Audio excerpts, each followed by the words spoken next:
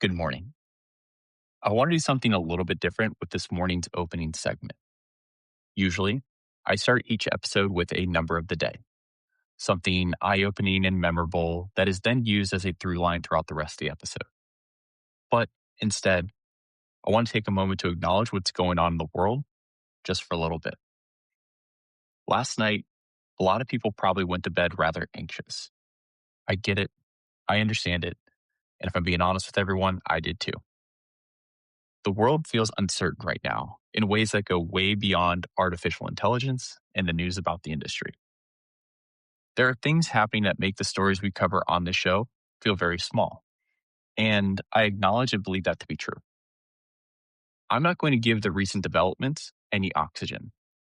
We've all probably read the headlines ourselves. Instead, I'm going to save that oxygen for you and for everyone else who may be feeling nervous and anxious about what the future holds for our world. Here's what I do know. In times like these, the instinct can be to pull inward, to doom scroll, to feel helpless. But the antidote to anxiety has never been more information. Instead, it's connection. It's reminding yourself and the people around you that we're not going through any of this alone. If there's one thing that brings me comfort, it's knowing that there are other people out there that value humanity and the duty to look out for one another, regardless of where we all come from. So, if there should be a number of the day, let it be this one, the number one, as in one person. I invite you to reach out to just one person today and let them know how much they mean to you. A text, a call, a conversation that has nothing to do with the news cycle or artificial intelligence. That's probably the most important thing any of us can do this morning. All right.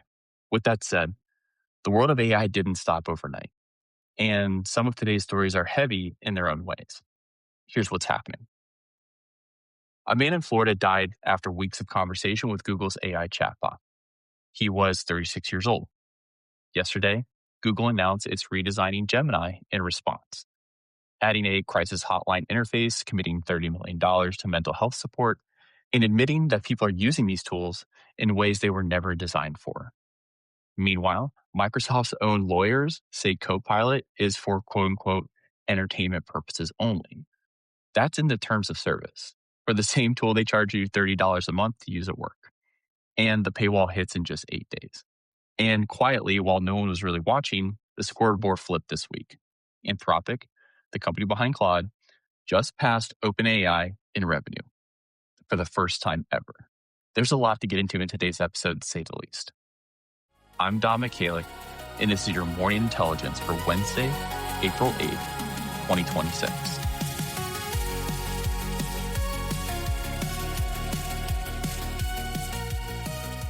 Here's what we've got today.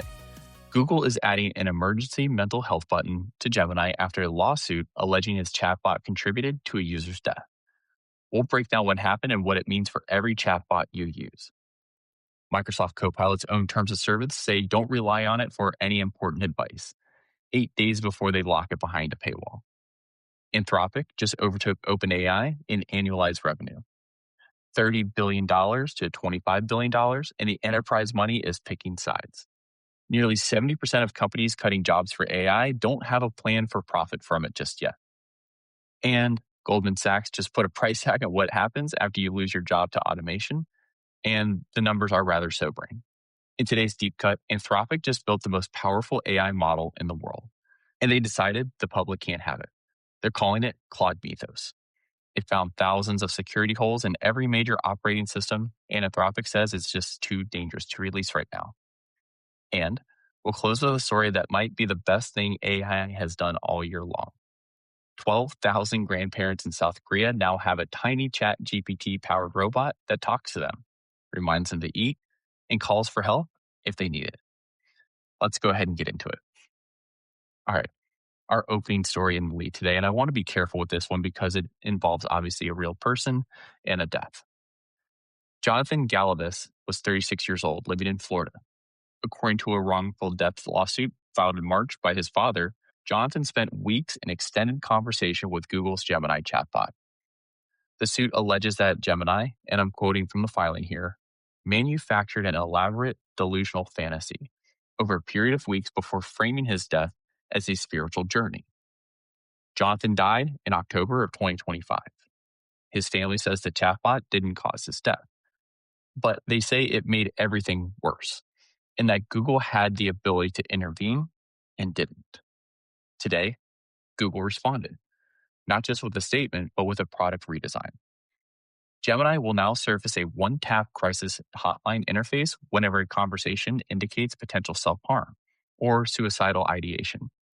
The help is available module stays on screen throughout the conversation once it's been triggered. It's not a banner you can scroll past. It's persistent. Google.org is also committing $30 million over 3 years to scale global crisis hotlines and $4 million to Reflex AI, an AI training platform that helps crisis counselors improve their response skills. And here's the line from Google that tells you where the industry is headed. A spokesperson said Gemini, quote unquote, does not replace professional clinical care. And the broader trend that prompted this redesign is research that shows people, especially young users, are increasingly turning to chatbots during moments of crisis. That's the part of the industry hasn't said out loud yet.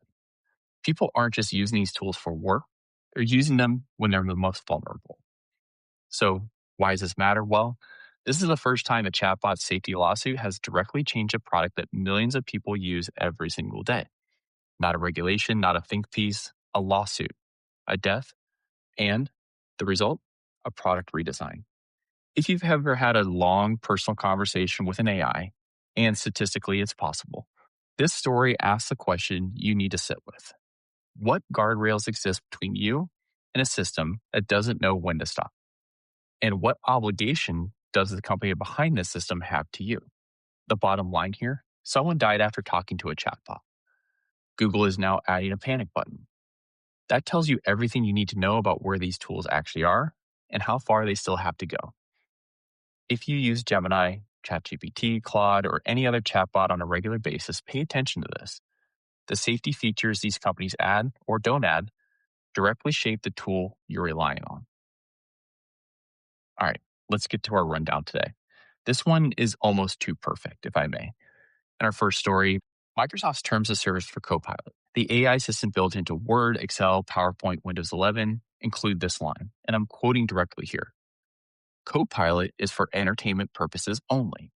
It can make mistakes and it may not work as intended. Don't rely on Copilot for important advice. Entertainment purposes only for the productivity tool your company is paying $30 a head per seat per month. This surfaced over the weekend in TechCrunch, Tom's Hardware, and Hacker News. It's been going viral for nearly 3 days now at this point. A Microsoft spokesperson told reporters the language is quote unquote legacy from when Copilot was a Bing search companion and said it would be updated. But here's the thing. The terms were last updated in October of 2025, 6 months ago, and they're still live. Now, remember, we covered on April 2nd that Microsoft is pulling Copilot out of Word, Excel, and PowerPoint for most enterprise users without a paid license on April 15th. That's 8 days from today. And only about 3% of Microsoft 365 customers actually pay for Copilot. So, the vast majority of Office users are about to lose their AI assistant. And the company's own lawyers say the product they want you to pay for is for entertainment purposes only. Well, so what? Well, if your company uses Copilot, go read the terms of service yourself. Literally, it's on the first slide. Read the first line. Then ask your IT department what entertainment purposes only means for the tool they're asking you to build workflows around. And if your company hasn't bought a Copilot license yet, well, you've got 8 days to decide whether or not you want it. All right, our second story in the rundown today. And here's one for the scoreboard. Anthropic, the company behind Claude, has hit a $30 billion annualized revenue run rate. That's up from $9 billion at the end of 2025, more than triple in 4 months. OpenAI is at roughly $25 billion, which means for the first time ever, Anthropic is earning more money than OpenAI. The company that makes Claude is now the highest revenue AI lab in the world. The number of companies paying Anthropic more than $1 million a year has doubled since February alone. 8 of the Fortune 10 are now Anthropic clients. And Claude Code, their programming tool, is now the most used AI coding tool on the market. With 71% of developers using AI agents choosing Claude Code. It's generating over $2.5 billion in annual revenue on its own. Anthropic also announced a deal with Google and Broadcom for 3.5 gigawatts of TPU computing capacity starting in 2027. And they're evaluating October 2026 IPO, valued at $380 billion in February, and bankers say the actual IPO number could be higher. Now, we covered the Anthropic OpenAI SpaceX IPO race on Monday's Deep Cut, when the number was $19 billion. The jump to $30 billion in 2 days tells you how fast this market is moving and how much people actually know about the players in play. So what? Well, if you've been on the fence between Claude and ChatGPT for work, the market just voted. Enterprise customers are choosing Claude, and the revenue gap is now in Anthropic's favor. That matters because revenue is the scoreboard that determines who gets the best talent, the most compute, and the next breakthrough. The company behind your AI tool matters, and the scoreboard just flipped without anyone noticing. All right, our third story in the rundown. This one connects to every layoff story we've covered this month so far, and it might be the most important one yet. A report published today finds that 69% of companies report AI-related layoffs, but nearly 4 in 10 still don't have a formal plan for turning AI into actual revenue. 60% of executives plan to lay off employees who can't use AI, but fewer than 3 in 10 workers believe refusing AI could actually cost them their job. That's a dangerous awareness gap going on right there. And it gets worse for Gen Z in particular. 44% of Gen Z workers say they've actively worked against their company's AI strategy. Nearly 3 in 10 employees across all ages say the same. People aren't just worried about AI. Some of them are actually sabotaging it. That's from a new report by Writer. Now, separately, and this is entirely different research that hits even harder, Goldman Sachs published an analysis this week drawing on 40 years of displacement data. They're finding workers who lose their jobs to AI-driven automation take about 1 month longer to find new employment and suffer real earnings losses of more than 3% when they do find work. Over the following decade, their earnings growth lags behind workers who were never displaced by nearly 10 percentage points. The mechanism Goldman identified is called occupational downgrading. Specialized workers, the kind of people in this audience, end up accepting more routine jobs that don't use their skills. Not because they're not talented, but because the same technology that eliminated their position also eroded the market value of what they do. So what? Well, we told you on Friday that AI is now the number one reason companies cut jobs. Today, we know most of those companies are flying blind. And Goldman just showed us what happens to people they let go. If you've been thinking about upskilling, this is the data that makes it urgent. The cost of waiting isn't just falling behind, it's falling down. And it takes a decade to climb back. All right, let's get into today's deep cut. If you've been listening to the show for a while, you know this name by now. We first reported on Claude Mythos back on March 30th, 9 days ago, when Anthropic accidentally leaked internal documents about a next-generation model that their own engineers described as a step change in AI capabilities. We've had it on our watch list every single episode since. And, well, here's some developments.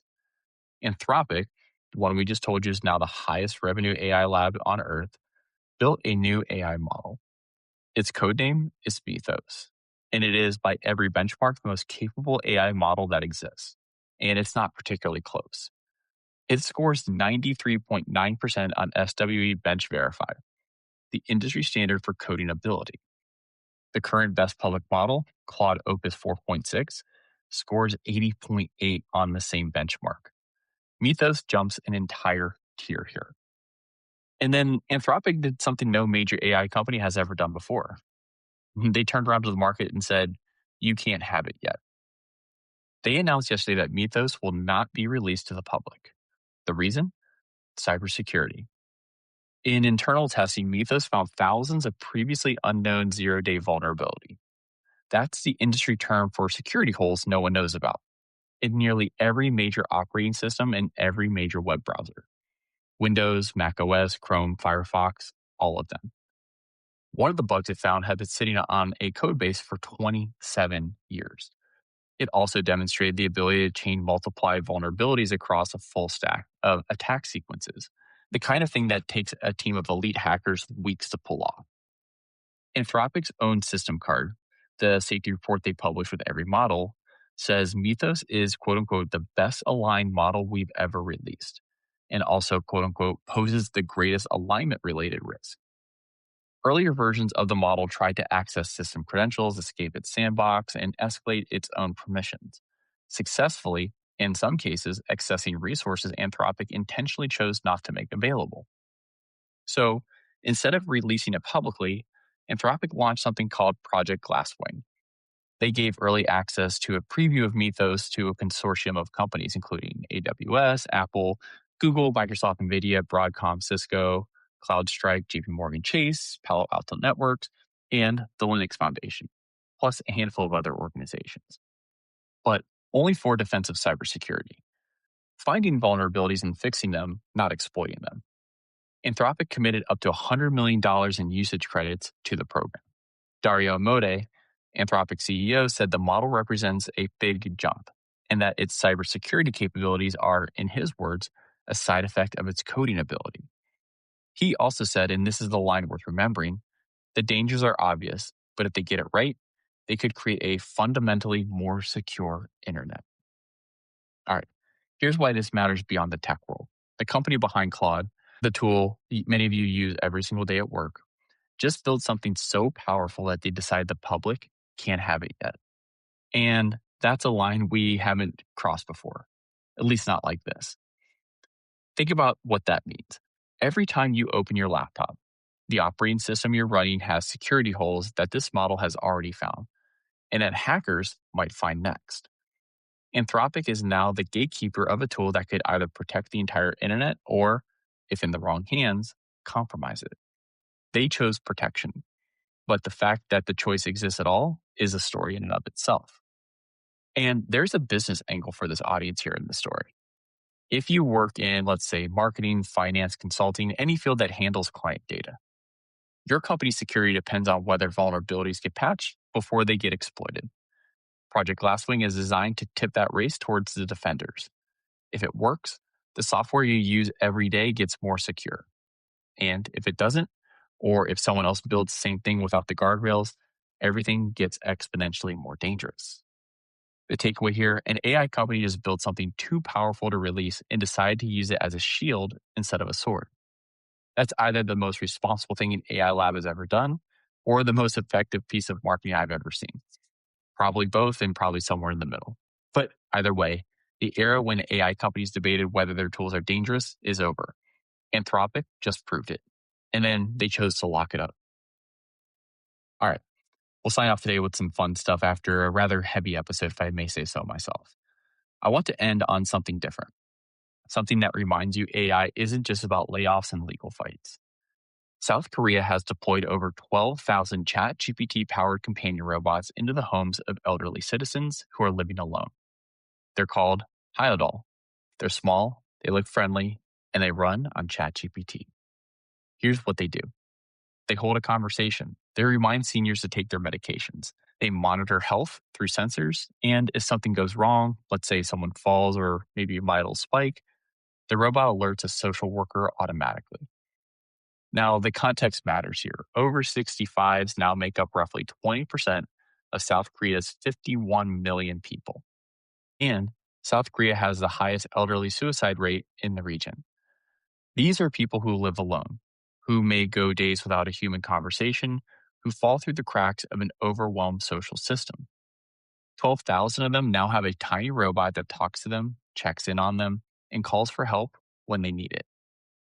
The company behind Hyodol is planning a U.S. launch later this year, with expansion into telemedicine, where the robots would analyze conversations to help assess mental health. I know we just spent an entire lead segment talking about the dangers of AI chatbots and vulnerable people, and I stand by that. But this is the other side of that story. 12,000 elderly people who were alone now have something that cares, and enough to call for help if needed. Sometimes AI does something just, good for people. All right, for tomorrow, a few teasers, a few things we're watching. The Musk versus OpenAI trial is just 19 days away, and both sides escalated things overnight pretty severely. We're holding that for a full treatment. Governor Kemp still hasn't signed Georgia's chatbot disclosure bill. The Copilot paywall is now 7 days away, and OpenAI's SPUD model is now 13 days into the few weeks window. And if it drops, you'll hear about it here first. See you tomorrow. And that's More Intelligent for Wednesday, April 8th, 2026. If you like what you heard, hit subscribe from wherever you're listening. Share it with that one friend who keeps asking you, hey, what's going on in the world of AI? You know who they are. I'm Don Michalik. Thank you for tuning in this morning, and have a great rest of your Wednesday.